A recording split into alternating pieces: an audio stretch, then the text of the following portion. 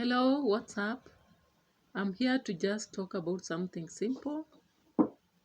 Maybe I don't understand the politics and, you know, all the science and art behind it.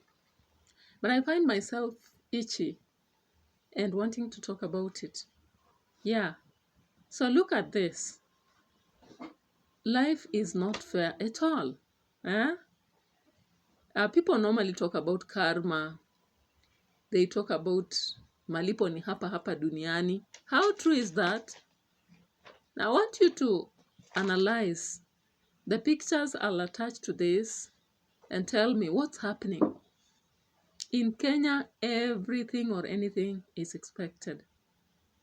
Now, when people were singing and loudly campaigning for some people here and there, things seem to be normal.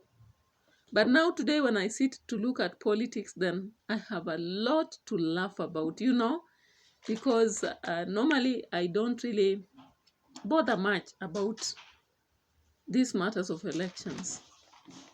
It is never predictable. It's never what people think. And even those who go in, it's not what they are.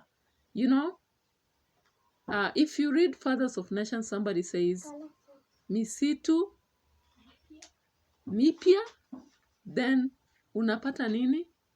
Unapata nyani ni wale wale. So don't think when you're choosing somebody or campaigning for somebody, unless, this is what I normally tell people, unless you get into that office, unless you secure yourself for yourself a place in that cabinet, that is the only time you can smile and say, yeah, I did what I did.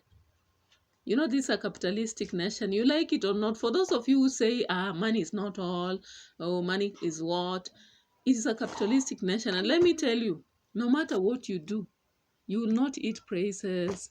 You will not eat anything else. You will not eat what others have, but what you have. What have you made? So when I look at the politics of Kenya, particularly what we did recently, so I just look at it and begin laughing, because now, I was reading something and I saw something like Obado has been appointed. And when I just look at the general people who have been appointed here and there, and the past situation, then I ask myself, what exactly are we doing? Yeah?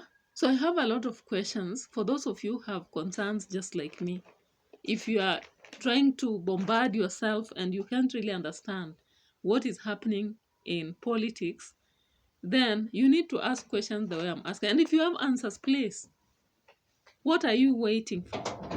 Click the notification bell and comment, because this is a world where now we cannot afford to cry.